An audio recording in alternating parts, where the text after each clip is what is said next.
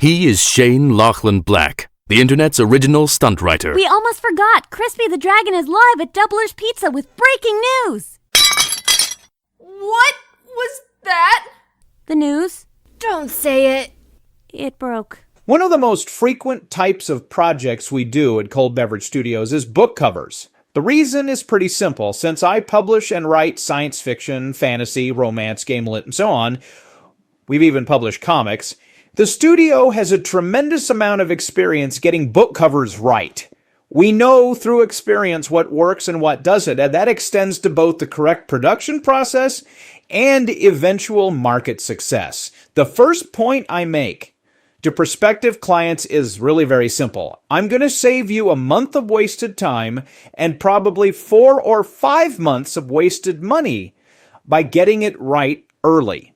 When we make a book cover, we don't have to guess what will work. We know what works, and we know why. This cover is from my novel Dawn Song: The Last Skyblade. It's a YA fantasy starring the girls' side of my small company of fantasy adventurers, and it follows their quest to find the palace in the sky by solving the ancient riddle of the 3 towers of Geysinar.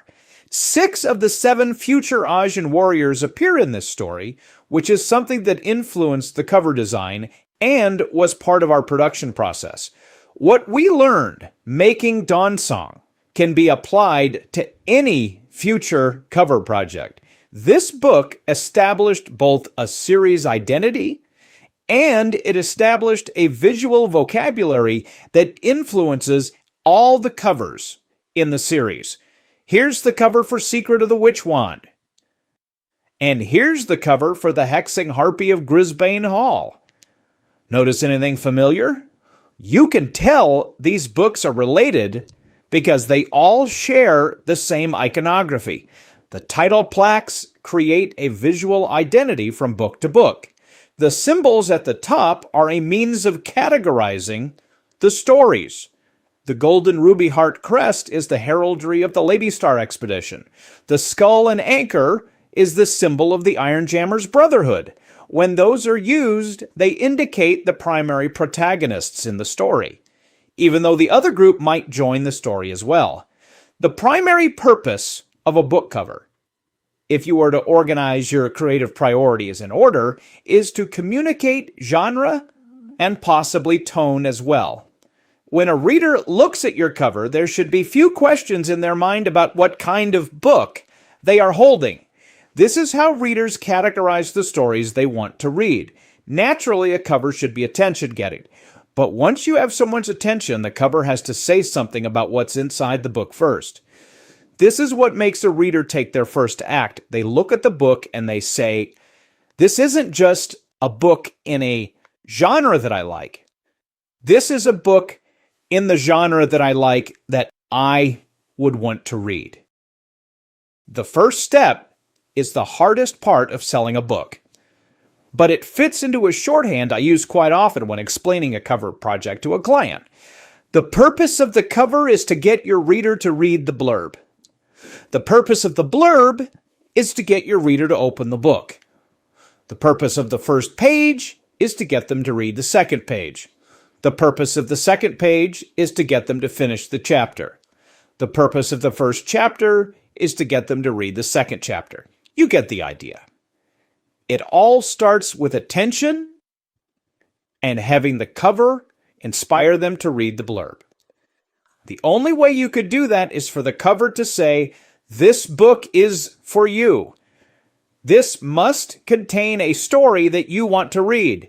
Sending that message is much easier than you might first believe, but it can be very difficult if you don't work with someone who has accomplished it before. Other cues, like iconography, font choice, symbols, color style, and so on, are all secondary signals. They almost always function to help sell the second book.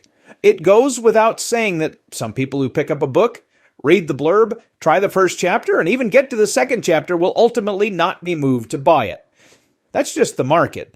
But once you do have a reader, you want to make it as easy as possible for them to discover the next title. And the only way you can do that is by using the techniques described above. Once you understand the objective and the best means of accomplishing it, you can move on to implementing your design. I recommend, almost without exception, that you divide a cover project into two parts. The first is color.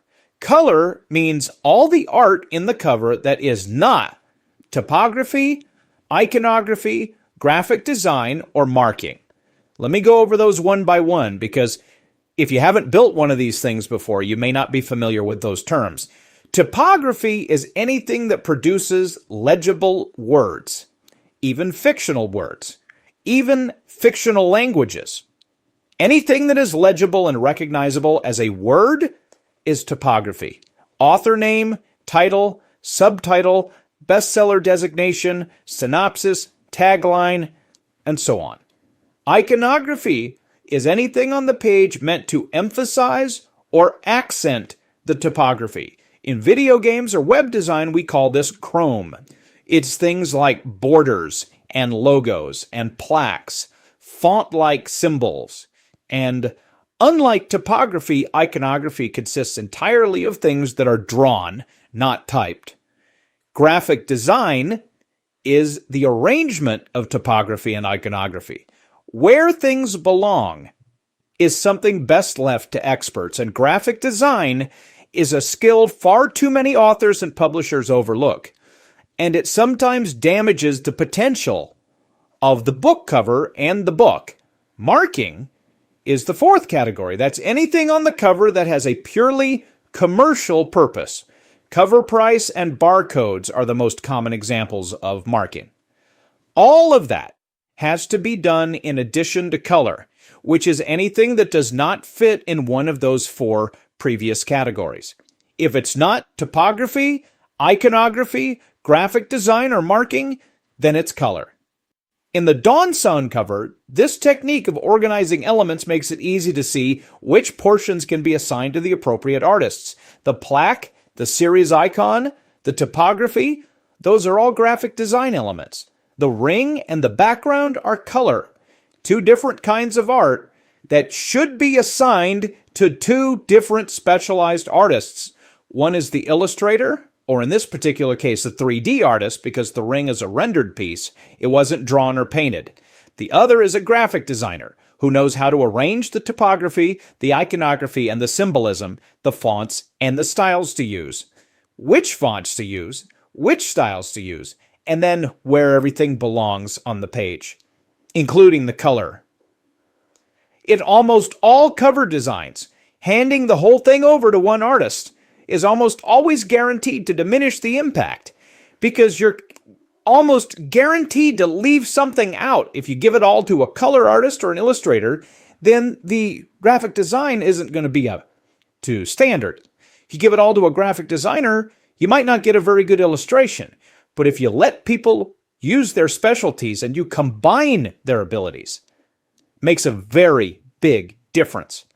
It's often not easy to see, and it's not often obvious, but you'll know when it's there, because the whole thing will come together.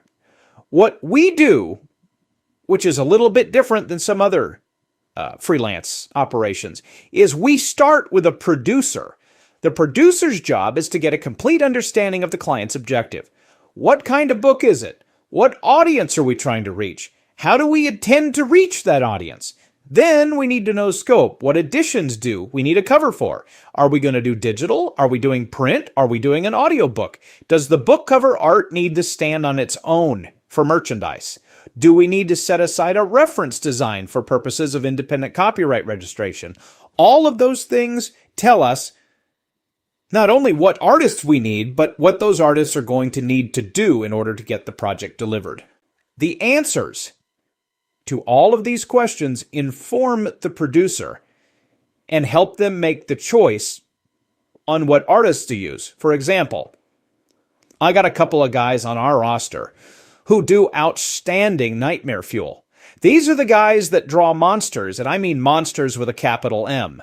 If I put them together with a really talented graphic designer who understands what it is we're trying to accomplish, they could do any kind of dark story you can imagine. And the combination of their creative powers are going to be explosive. I have other artists who are equally talented in noble bright imagery. If I want to do butterflies and flowers and sunshine, that's who I'm going to call, because that choice of tone will tell me which graphic designer will match their energy, and the results will be equally effective. The key difference here is experience combined with knowledge, combined with the demonstrated and proven ability to execute and then ship on schedule. We've done it hundreds of times, and speaking for my own work, I could say without reservation that our covers work. I've sold a fair number of books with them, and I have no doubt that my team could do the exact same thing for you. Blackout. Shane Lochlann Black.